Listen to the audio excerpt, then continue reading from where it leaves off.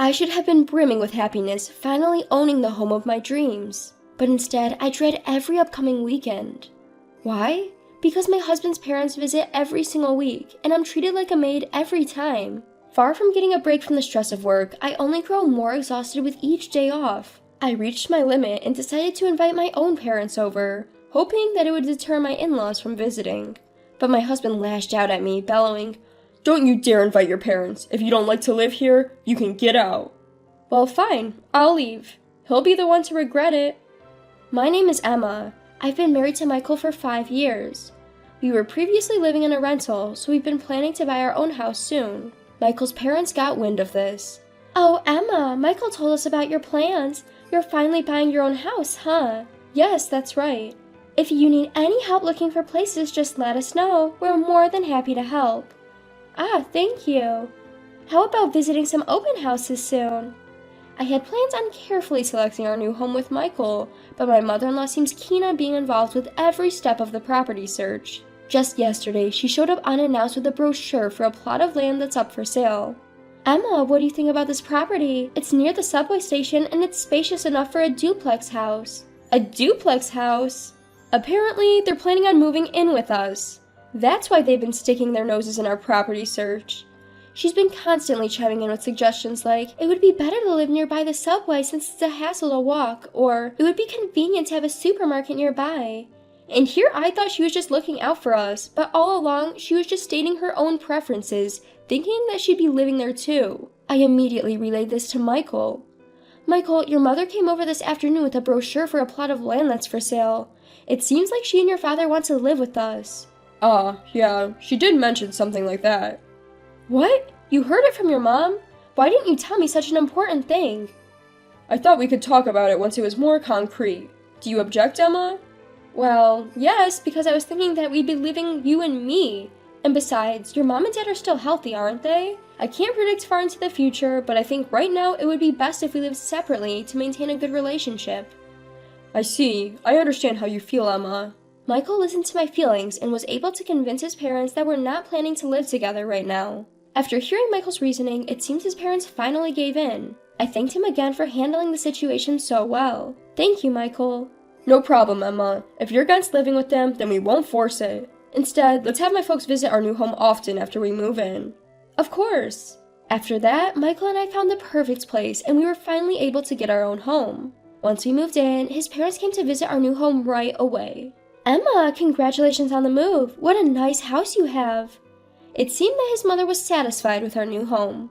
"Please feel free to visit any time." I told her this with a gentle feeling, and that day, the 4 of us shared a meal around the dinner table. The following weekend, I suggested to Michael that we go buy some decorations for the living room, but he seemed disappointed and told me, "Can we postpone the shopping for another time?" "Do you have plans for the weekend?" "My folks said they wanted to come over." "What? They just visited last week." "Well, they seem to really like this house. You did say feel free to visit any time, right, Emma?" "Well, yes, I did say that, but..." "Could you make dinner and entertain them a bit?" After that, his parents started to visit our house every single week, and every time they visited, they became increasingly demanding. "Emma, it's been so hot lately that I'm feeling a bit drained. Something light like noodles would be fine for lunch, but for dinner, I'd like something hearty like steak." "Emma, do you know the new pastry shop near the station? It's all the talk around town, so I think it'd be perfect for dessert. Could you buy some?" They would come over early in the morning, boss me around, not help with any household chores, and then leave. From the second visit onwards, they would even assume that it was okay to stay over. "We're the type who enjoys a good breakfast, so could you have it ready for us first thing in the morning?" The demands of my in-laws kept escalating. Between taking care of them, I barely had a chance to rest on weekends due to work fatigue, leaving me even more exhausted. I reached my breaking point and sincerely pleaded to my husband, Michael.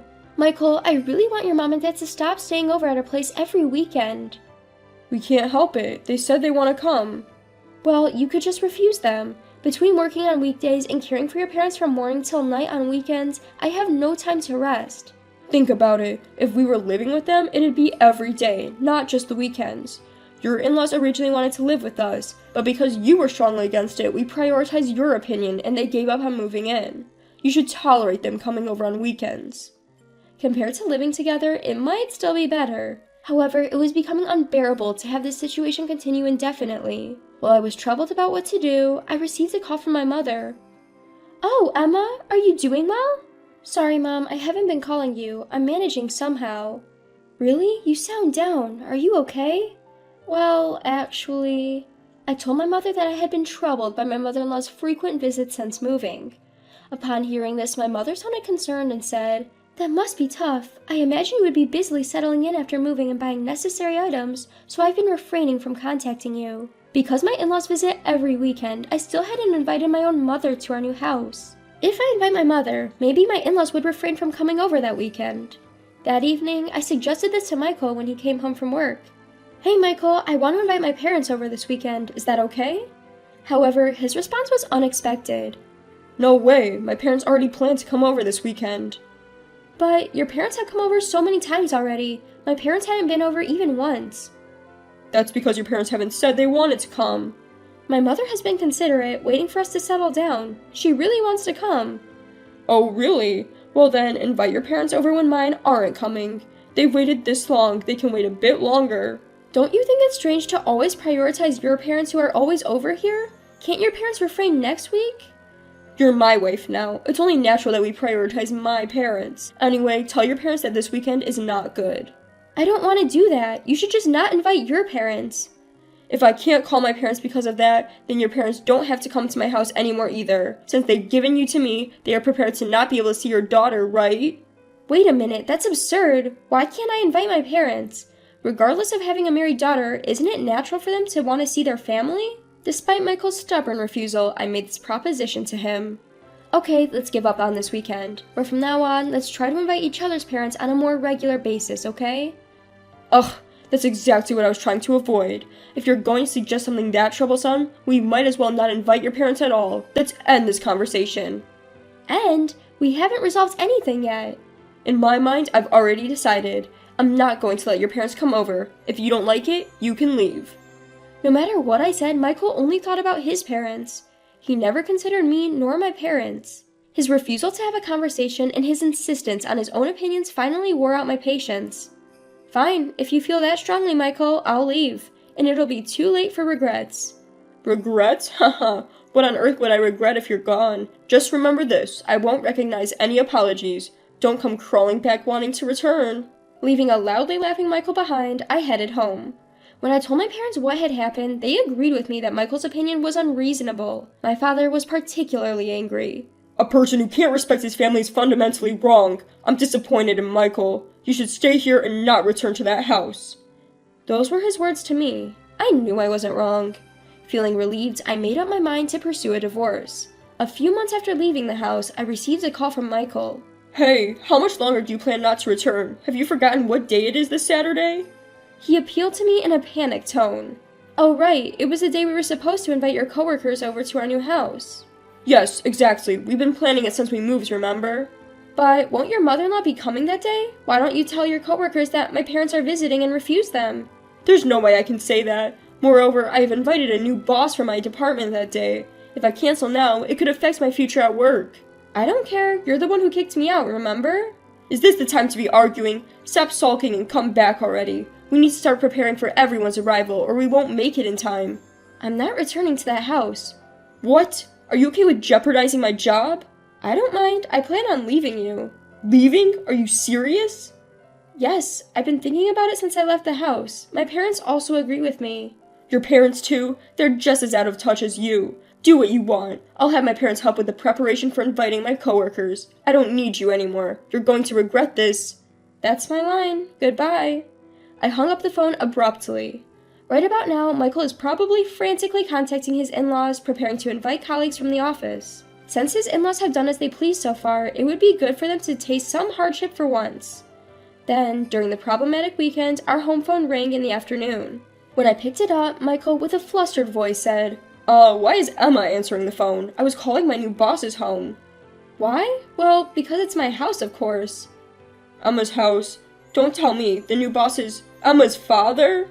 "Yes, my father used to work at Michael's company. He had been away from the main office for a few years as an advisor because a related company was launching a new business, but it was decided that he would return to the main office next month and become Michael's boss. I knew, of course, but I couldn't leak the internal announcement until the information embargo was lifted, and I kept silent even from Michael, my husband. I thought he would notice when he saw the boss's name in the internal announcement, but it seems he didn't check properly. Michael started to plead with me desperately. My mother has prepared expensive ingredients and good alcohol, but no one is coming. When I contacted my colleagues, they said there was a big fuss at the company because I refused to invite the new boss to my house. If the boss doesn't come, no one else will, they started saying. Emma, please convince your father to come to our house. Please persuade him to clear up everyone's misunderstanding. Misunderstanding? It's not a misunderstanding, it's a fact, right? Michael, you said don't ever invite my parents to our house, didn't you? I didn't know your father was my boss then. The situation is different now. Quite a convenient excuse. I've asked you many times if you wouldn't regret it, haven't I? Well, it's too late to regret now. You're responsible for cleaning up your own mess. I hung up the phone without waiting for Michael's response. I told my father about the phone call from him, but, of course, my father had no intention of going to that house. There's no need to go to the house of a man who disregards his important daughter and her family. My father was even more incensed. My father is scary when he gets angry. He was excited to buy expensive ingredients and alcohol for today, but I guess all their spending ended up being for nothing. The next day, Michael came to our house with a pale face. Emma, I'm sorry for everything I've done until now. Let's start over again. Please come back home. My father, instead of me, who was looking at him with a dumbfounded face, responded, Start over? Do you even understand what you've done? Michael, turning pale, prostrated himself before my father. Sir, I apologize for my actions. I am here today to apologize. You've ignored my daughter for months now, yet you've never once bothered to visit her. I didn't think you turned out to be so untrustworthy. No, that's not it. I've been busy at work. You're not so busy you have to work on the weekends, or so I've heard. Weekends, well... Michael stammered. Likely his mother was visiting him every weekend. Michael, who never did housework, would have given up if it weren't for her help.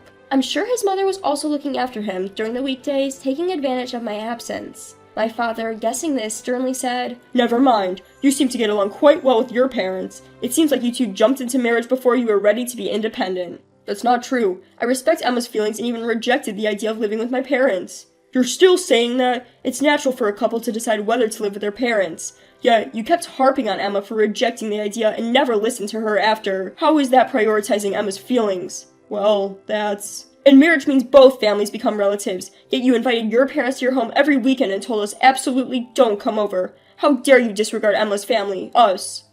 I didn't know you were going to be my boss. If I'd known that, I would have invited you first before my parents. That's exactly what I mean when I say you're self-centered. You don't get it at all. People like you shouldn't be in a leadership position. My department doesn't need someone as selfish as you. But sir, silence. Get out of my house now. Don't ever show your face here again. Afterward, my father advised his superiors to remove Michael from his department and reassign him to a regional branch. No one defended Michael, who was already known for his selfish behavior. Even his parents, who had doted on him, couldn't follow him to a remote region. Now they can only see him once a year, if at all. Meanwhile, I've been living comfortably at my parents' house after finalizing my divorce with Michael and focusing on my work. I work hard weekdays and spend weekends with the people who I love. When I think back to my past lifestyle when I was not able to live such a normal life, the free life I have now is comfortable and irresistible. From now on, I want to cherish my parents and live at my own pace.